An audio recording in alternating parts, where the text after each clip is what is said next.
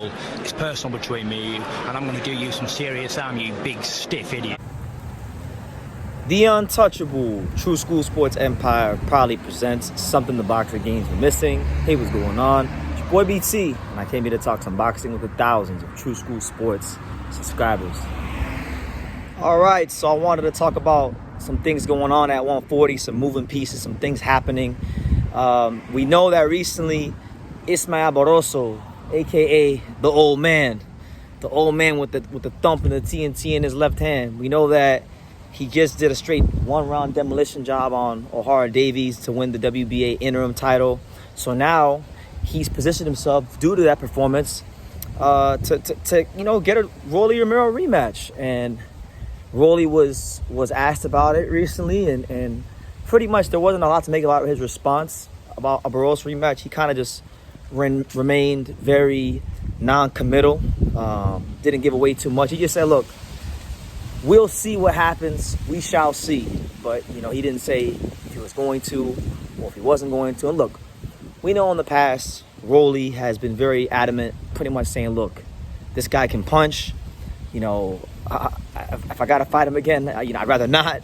He said that in the past, so we kind of know where he stands when it comes to the prospects of a Barroso rematch. The only way that fight's happening is, I feel, that the networks and the people that are responsible for putting the fights up, go ahead and make those fights happen, right?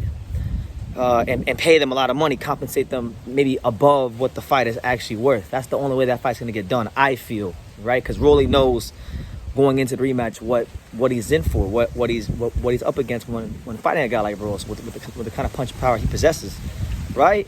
So there's that part of it, and then there's the aspect of the fact that it looks like him versus Ryan Garcia is about as likely to happen as it's ever been. And that fight has a lot of history. That fight has, I think, will generate much more money than a fight with Barroso. So because of that, maybe believe it, as crazy as it may sound, Rolly may even look at Ryan Garcia as an easier fight than Barroso, just because of the punching power that Barroso does have. And he has the confidence of sparring Ryan, even though it was a long time ago, and doing well against him, right? So I just think that's the route he's trying to go, and that's just what it's going to be, right? So it is what it is. But then as far as the other part of this equation, I know that the next highest contender behind Barroso to challenge him for the interim belt, if the Rolly fight doesn't happen, right? Because I don't know what the WBA is going to do. The WBA may mandate, or they may have mandated, I'm not sure. They may have mandated the Barroso fight, but with Kenneth Sims, right? And shout out to Kenneth Sims Jr., Chicago's very own, the boss man. Kenneth Sims Jr., he's someone that, he's been getting into position year by year to fight for the title, and it all started back in 2021 when he upset Elvis Rodriguez and kind of popped the balloon on that hype train, and he's had to rebuild himself. But Kenneth Sims has been doing his thing, winning, beating really good opponents at 140, guys like Kenneth Sims, guys like Batir Akhmedov. And so he deserves his shot at glory. He deserves his chance to show what he could do at that top world-class level. And he's made his intentions very clear, Kenneth Sims Jr., stating the following. He said, pretty much that I want to fight the old man. The old man, Barroso, is on my hit list. And for me, right, I could sit here, I could complain, I could give you the whole, bitter boxing fan spiel that, we tend to do here on YouTube when we want to be complainers. But if Rolly doesn't fight Barroso next in the rematch, obviously I'll have my thing to say about that. But I would love to see Barroso fight Kenneth Sims Jr. because, it's all well and good for Barroso to knock out a guy like O'Hara Davies, who, by the way, he was the underdog to in that fight at the casino. So you would have made money on him if you would have bet on him. But, O'Hara Davies nor Rolly himself, I don't think they possess the kind of technical skills or the technical prowess of a Kenneth Sims. I don't think they got the boxing IQ of a Kenneth Sims. I think if there was a guy in the rankings at 140 who could defuse a bomb like Ismael Barroso, it'd be Kenneth Sims, because you gotta understand what Barroso is. Barroso is not just some power punching fighter. There's more layers to Barroso than just the punching power. People get enamored and they get starstruck with the punching power, But no, Barroso's a southpaw, aggressive counterpuncher with excellent timing. And because he has heavy hands, when he does time you, that makes his counters a lot more deadly. You see what I'm saying? So it would take someone that had to beat a guy like Barroso at this stage of his career where he's more experienced and he's going to be a lot more confident and fighting his heart out. It would take someone that themselves has good timing, themselves has a good sense of anticipation, could maybe counter a little bit themselves. And I feel like Kenneth Sims Jr. checks some of those boxes. So stylistically, that is a very interesting fight.